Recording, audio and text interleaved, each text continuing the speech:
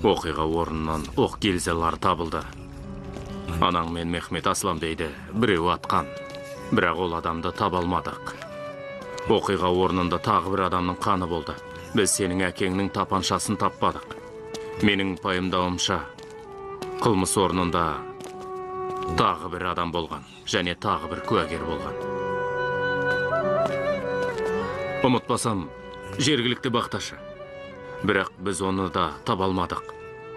Мүмкін өзіңіз деп таба алсаң, шындықты анықтауыңа көмегі тиер еді. Егер әрине ол әлі тірі болса, және анаңның денесінде соқ іздері болды. Бірақ олар бұрыннан болса керек.